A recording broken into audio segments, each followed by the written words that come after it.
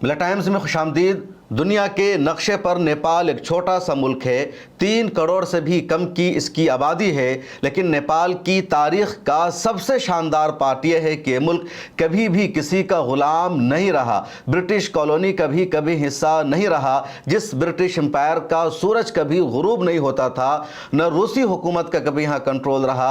यानी दुनिया की किसी भी बड़ी से बड़ी सल्तनत ने नेपाल को गुलाम बनाने में कामयाबी हासिल नहीं की।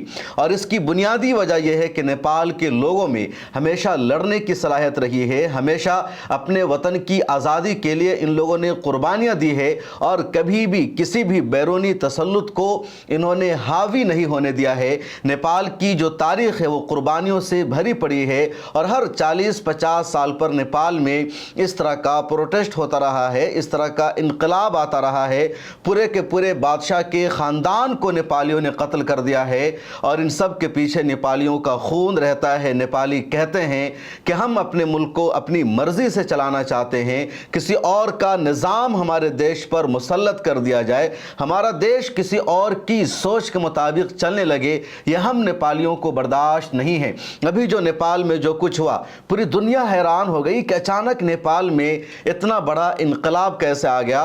बज़ाहिर कोई पॉलिटिकल पार्टी सपोर्ट नहीं कर रही है, कोई लीडर नहीं है और ये प्रोटेस्ट, ये एहतजाज इतना बड़ा हो जाता है कि पार्लियामेंट की इमारत को आग लगा दिया जाता है, राष्ट्रपति भवन को आग के हवाले कर दिया जाता है, नेपाल के प्राइम मिनिस्टर को इस्तीफा देकर देश से जाना पड़ता है, साबिक प्राइम मिनिस्टर के घर को जला दिया जाता है और साबिक प्राइम मिनिस्टर की बीवी की हलाकत हो जाती है। नेपाल के फाइनेंस मिनिस्टर की वीडियो वायरल हो रही है जिसमें देखा जा रहा है प्रोटेस्टर उसके पीछे लाठी लेकर दौड़ रहे हैं, उसको मार रहे हैं और फाइनेंस मिनिस्टर हाथ जोड़कर माफी मांग रहा है, अपनी जान बचाना चाहता है, लेकिन कोई उसको माफी देने को तैयार नहीं है। वहां जो इंडियंस मौजूद है नेपाल में, उनको भी निशाना बनाया जा रहा है, उन पर हमला किया जा रहा है। और नेपाल में इस तरह के प्रोटेस्ट होने का मतलब यह है, नेपाल का माहौल खराब होने का मतलब यह है, इंडिया भी उससे शदीद मुतासिर होगा, बुरी तरह इंडिया को उसका खुमियाजा उठाना पड़ेगा। नेपाल में यह सब प्रोटेस्ट अचानक कैसे हुआ, इसके पीछे कौन है, किसने और कहां से साजिश रची है और क्या इन सब के पीछे इंडिया को नुकसान पहुंचाने का एजेंडा है? क्योंकि लगातार इंडिया के आसपास के जो ममालिक हैं वहां तख्ता पलट हो रहा है, वहां की जो हुकूमत जिनके इंडिया से रिश्ते अच्छे रहे हैं उनकी हुकूमत को ख़त्म किया जा रहा है और इंडिया को लेकर जिस तरह की बातें सामने आ रही है वो बहुत ज़्यादा हैरान करने वाली है। ये सब बातें आगे मैं आपको तफसील से बताऊंगा, लेकिन उससे पहले आपसे गुजारिश है, मिल्लत टाइम्स की मेंबरशिप ले लीजिए। यहाँ एक QR कोड दिख रहा होगा, इसको स्कैन कीजिए या डिस्क्रिप्शन में भी एक लिंक मौजूद है, उस पर क्लिक कीजिए तो मिल्लत टाइम्स की वेबसाइट का पेज खुलेगा जहां हमारा मेंबरशिप का प्लान मौजूद है। 99, 299, 499, कोई भी एक प्लान ले लीजिए। सब्सक्राइब नाउ पर क्लिक कीजिए, उसके बाद ईमेल ID, फ़ोन नंबर और दूसरी चीज़ें डालनी है और आगे का जो प्रोसेस है उसे फॉलो कर लीजिए। किसी भी तरह की कोई दुश्वारी आती है मेंबरशिप लेने में तो आप हमें कॉल कर लीजिए। और आइए अब मैं आपको बताता हूँ नेपाल की तारीख़ क्या है। नेपाल की जो तारीख़ है हज़ारों साल पुरानी है।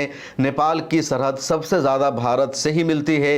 भारत और नेपाल में इतने गहरे रिश्ते हैं कि वहाँ जाने के लिए वीज़ा और पासपोर्ट की भी ज़रूरत नहीं पड़ती है। उस नेपाल की तारीख़ तो बहुत पुरानी है, लेकिन इतना जान लीजिए कि 2008 तक नेपाल में बादशाहत रही है, यानी दुनिया के हर इलाके से बादशाहत का ख़ात्मा हो गया, लेकिन नेपाल में बादशाहत ही रही, वहाँ जमहूरी निज़ाम नहीं आया। लेकिन बादशाहत के ख़ात्मा के लिए 1996 से ही वहाँ प्रोटेस्ट चल रहा था, तहरीक चल रही थी, मानवाज लगातार हमले कर रहे थे, आर्मी को निशाना बना रहे थे और इन लोगों की कोशिश 2006 में कामयाब हुई। 2001 में वहाँ के मानवाजों ने, वहाँ के बागियों ने नेपाल के बादशाह और उनके पूरे ख़ानदान को ही कत्ल कर दिया। फिर दूसरा बादशाह बना, उसको भी हटना पड़ा और 2006 का जो प्रोटेस्ट इतना कामयाब था कि 2008 में मुकम्मल तौर पर बादशाहत का ख़ात्मा कर दिया गया, जमहूरी निज़ाम निज़ाम को इंट्रोड्यूस कराया गया, पार्लियामेंट बनाई गई और पार्लियामेंट का 2 सेक्शन बनाया गया, एक लोकसभा एक राज्यसभा।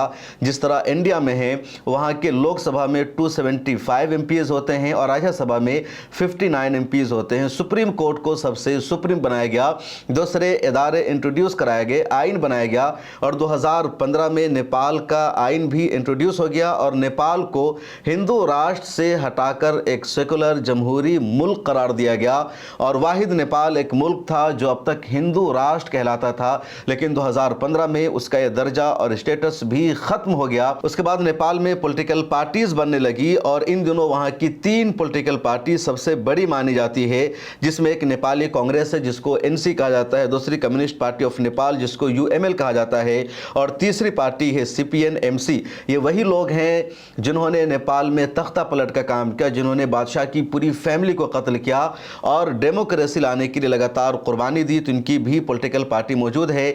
अभी वहाँ जिस पार्टी की हुकूमत थी वो एनसी और यूएमएल की यानी दोनों की मिलकर हुकूमत थी और ओली शर्मा वहाँ के प्राइम मिनिस्टर थे जिन्होंने देश छोड़ दिया। इससे पहले दूसरे प्राइम मिनिस्टर थे। अब नेपाल में तख्ता पलट हुआ। नेपाल में जब एहतजाज हुआ तो एहतजाज की बुनियादी वजह शुरू में यह बताई गई थी कि नेपाल ने सोशल मीडिया कंपनियों को कहा था कि वो नेपाल में अपना दफ्तर कायम करे, नेपाल में टैक्स का जो डिपार्टमेंट है वहाँ अपना रजिस्ट्रेशन कराए और फेक कंटेंट को रोकने के लिए बाज़ाब्ता रेगुलेटरी निज़ाम बनाए और नेपाल की हुकूमत का कंट्रोल हो कि सोशल मीडिया पर कैसे कंट्रोल करना है। और सोशल मीडिया कंपनियों ने नेपाल की पार्लियामेंट के कानून पर अमल नहीं किया। जब 7 दिन क्रॉस हो गया उसके बाद 4 सितंबर 2025 को नेपाल की हुकूमत ने 26 सोशल मीडिया ऐप को बंद कर दिया, जिसमें व्हाट्सएप, फेसबुक, इंस्टाग्राम ये सब शामिल है। सिर्फ टिकटॉक और दूसरा ऐप ही बाकी रहा। और 8 सितंबर को वहाँ प्रोटेस्ट शुरू हुआ और ये प्रोटेस्ट इतना आगे बढ़ गया कि अब तक उसमें 30 से ज़्यादा की हलाकत हो चुकी है, सैकड़ों जख्मी हो चुके हैं। पार्लियामेंट की जो पूरी इमारत है उसमें आग लगी हुई है, राष्ट्रपति भवन में आग लग गया, कई जो मिनिस्ट्री की इमारत है उसमें इन लोगों ने आग लगा दिया है।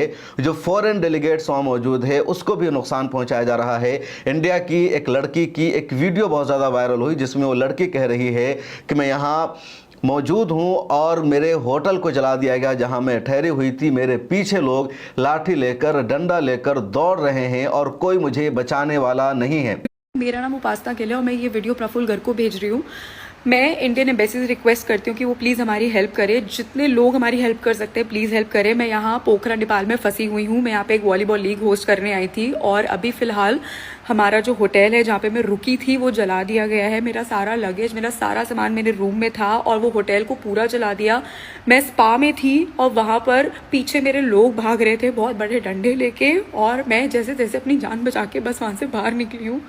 एक बहुत रिक्वेस्ट है आप सबसे बहुत बड़ी कि आप में से जो यहाँ पे हेल्प कर सकता है प्लीज़ करें। बहुत बुरी हालत है यहाँ पे, जगह जगह रोड पे आग लग रही है। यहाँ पे टूरिस्ट को भी नहीं छोड़ रहे हैं, उनको कोई फ़र्क नहीं पड़ता कि यहाँ पे कोई टूरिस्ट है, यहाँ पे कोई काम करने आया है। वो हर जगह बिना सोचे समझे आग लगा रहे हैं और यहाँ पे बहुत ज़्यादा बुरी हालत हो गई है। हमें नहीं पता हम यहाँ पे कितनी देर तक रहेंगे दूसरे होटल में, पर मैं बस रिक्वेस्ट करती हूँ इंडियन एम्बेसी से कि प्लीज़ ये वीडियो, ये मैसेज उन तक प्लीज़ पहुँचाया जाए। हाथ जोड़ के रिक्वेस्ट है आप सबसे, प्लीज़ हेल्प अस। यहाँ पे बहुत सारे लोग हैं मेरे साथ और हम फंसे हुए हैं यहाँ पे। ये नेपाल की सूरत हाल है। उधर नेपाल के आर्मी चीफ ने तमाम प्रोटेस्टर से ये अपील की है कि वो हथियार को डाल दें, किसी भी तरह का हंगामा न करें। उनकी जो मांग है, उनके जो मुतालबात है उसे पूरे किए जाएंगे, लेकिन प्रोटेस्टर कुछ भी सुनने को तैयार नहीं है और पूरा नेपाल इन दिनों इस प्रोटेस्ट की, इस तहरीक की जद में है। तमाम फ्लाइट कंपनियों ने, एयरलाइंस ने अपनी सर्विसेज को बंद कर दिया है। काठमांडू का जो एयरपोर्ट है इस वक्त वहाँ कोई भी फ्लाइट लैंडिंग नहीं कर रही है। पूरे नेपाल में कर्फ्यू नाफिज है। इसके बावजूद प्रोटेस्ट का जो सिलसिला है बढ़ता जा रहा है। इस प्रोटेस्ट के पीछे कौन लोग हैं, किसका हाथ हो सकता है, इस हवाले से AIMIM के स्पोक पर्सन आसिम वकार का कहना है अमेरिका ने यह प्रोटेस्ट करवाया है और इंडिया को निशाना बनाने के लिए। अब जरा आसिम वकार की ये वीडियो सुन लीजिए।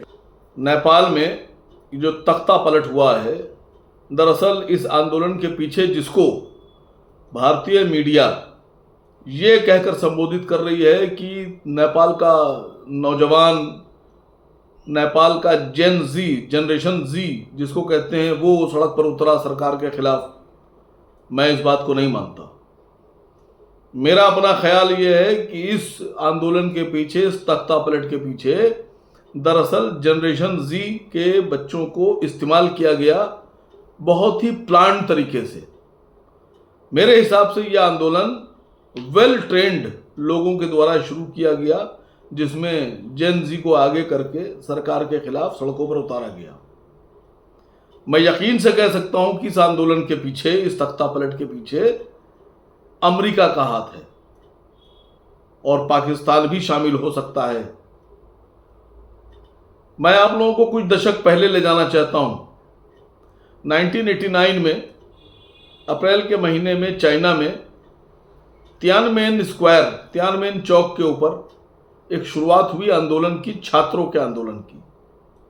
छात्र निकले और उस चौक पर, तियानमेन चौक पर जमा होने लगे। धीरे धीरे वो आंदोलन बढ़ने लगा, फिर हिंसक होने लगा। तो चाइनीज सरकार जो थी उसने थोड़ा बल प्रयोग किया। जब बल प्रयोग किया तो उसमें अमेरिका ने हस्तक्षेप करने की कोशिश की। American president George H.W. Bush की तरफ से कुछ बयान जारी किए गए। मुझे ठीक से याद है कि चाइनीज सरकार ने उस वक्त ये कहा था कि ये हमारा आंतरिक मामला है और अगर अमेरिका ने हमारे आंतरिक मामले में दखलंदाजी की तो चाइना युद्ध के लिए तैयार है, हम अमेरिका से युद्ध के मैदान में मिलेंगे। उसके बाद में 3 और 4 जून की बीच में चाइनीज फौज ने उस तियानमेन चौक पर जो प्रदर्शन था उसको हिंसक तरीके से दबा दिया, बहुत हिंसक तरीके से। और जो छात्र उस आंदोलन में शामिल थे उन सब ने भागकर अमेरिका में शरण ली। अमेरिका ने उनको अपने यहाँ शरण दी। अभी आप लोगों ने मिस्र में देखा, तख्ता पलट हुआ, अमेरिकन हाथ था। लीबिया में कर्नल गद्दाफी के खिलाफ जो हुआ, जिस तरह से लोग सड़क पर उतरे कर्नल गद्दाफी के खिलाफ, उसमें भी अमेरिका का हाथ था। आप लोगों ने देखा कि किस तरह से श्रीलंका में तख्ता पलट हुआ, सब जानते हैं किसका हाथ था। बांग्लादेश में शेख हसीना, भारत की तरफ उनका झुकाव था, भारत से दोस्ती की तरफ उनका झुकाव था, रुझान था और बहुत अच्छे बांग्लादेश और भारत के संबंध बन रहे थे।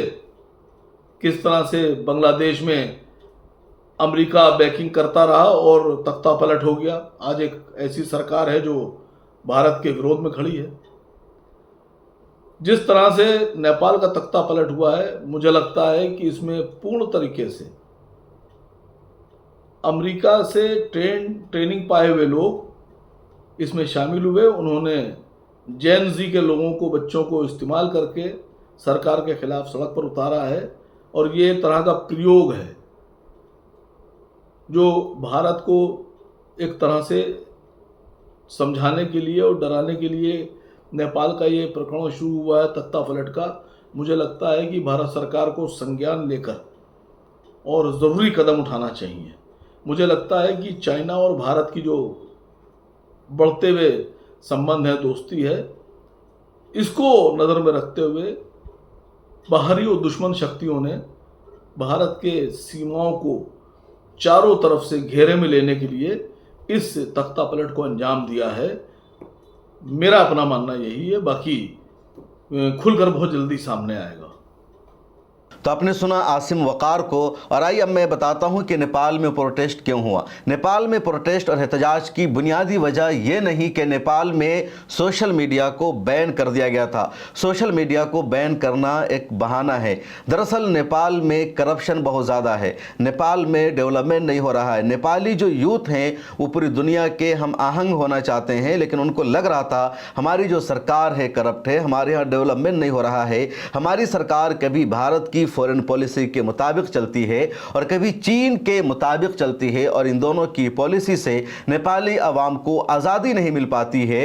इसलिए वहाँ के लोगों का गुस्सा भड़का, उनका जो एहतजाज है वो सामने आ गया और सोशल मीडिया पर इसको लिखा जा रहा था। तो इसी तरह के कंटेंट को दबाने के लिए सोशल मीडिया पर बैन लगाया गया ताकि जो सच्चाई है वो आवाम तक न पहुँचे, बगावत न हो जाए, सरकार के खिलाफ कोई तहरीक पैदा न हो। सोशल मीडिया के खिलाफ इस तरह का कानून लाया गया और अब सोशल मीडिया एक बहाना था, असल प्रोटेस्ट था करप्शन के खिलाफ, असल प्रोटेस्ट था सरकार की जो बदनवानी है उसको रोकना। प्रोटेस्ट का असल मकसद था तख्ता पलट करना, इस तरह की सरकार को पीछे हटाना, और इसलिए प्रोटेस्ट इतना मजबूत हो गया जिसको जेड जनरेशन का प्रोटेस्ट कहा जा रहा है। और ये जो प्रोटेस्ट है अब बढ़ता जा रहा है। पूरी दुनिया में नेपाल के प्रोटेस्ट पर बहस हो रही है और इंडिया के लिए नेपाल की जो मौजूदा सिचुएशन और सूरत हाल है उसको सबसे ज़्यादा खतरा बताया जा रहा है। कुछ लोगों का यह भी मानना है कि नेपाल में अभी जो कुछ हुआ उसके पीछे चीन का हाथ हो सकता है, क्योंकि इंडिया के जो पड़ोसी ममालिक है चीन लगातार वहाँ अपने इन्फ्लुएंस को बढ़ा रहा है और वहाँ की वो हुकूमतें, वहाँ के वो हुक्मरान जिनके इंडिया से अच्छे ताल्लुकात थे उनका तख्ता पलट हो रहा है। और अब वहाँ ऐसी हुकूमतें बन रही है जिनका इंडिया के साथ अच्छा रवैया नहीं, इंडिया के साथ अच्छा रिश्ता नहीं और चीन की तरफ झुकाव बढ़ता जा रहा है। बांग्लादेश की मिसाल सामने है, श्रीलंका की मिसाल सामने है, इसी तरह मालदीव की मिसाल सामने है, दूसरे देशों की मिसालें पेश की जा रही है। कुछ लोगों ने सोशल मीडिया पर इन तस्वीरों को भी शेयर कर दिया और लिखा कि जिन जिन देशों ने, जिन जिन लोगों ने लाल झंडे को सलाम किया है वहाँ बगावत हुई है, उनकी हुकूमत का खात्मा हो गया। यानी तस्वीर शेयर की जा रही है चीन के सदर शी जिनपिंग की दूसरे देशों के सरबराहों के साथ मुलाकात की और पहले नंबर पर तस्वीर सामने आई बांग्लादेश की कि शेख हसीना की मुलाकात हुई शी जिनपिंग से, वहाँ तख्ता पलट हुआ और शेख हसीना की हुकूमत का खात्मा हो गया। इसी तरह श्रीलंका की मिसाल मौजूद है, श्रीलंका के सदर ने मुलाकात की थी शी जिनपिंग के सदर से, उनकी हुकूमत का खात्मा हो गया। पाकिस्तान के वज़ीर आज़म इमरान खान की मुलाकात हुई थी शी जिनपिंग से, उन्होंने वहाँ का दौरा किया और फिर इमरान खान का भी तख्ता पलट हो गया, आर्मी की क़यादत में वहाँ की हुकूमत चली जाती है। उसके बाद नेपाल की मिसाल मौजूद है, नेपाल के भी ओली शर्मा ने शी जिनपिंग के साथ अपने ताल्लुकात में इजाफा किया, उनके साथ मुलाकात की और अब उनका भी तख्ता पलट हो गया है।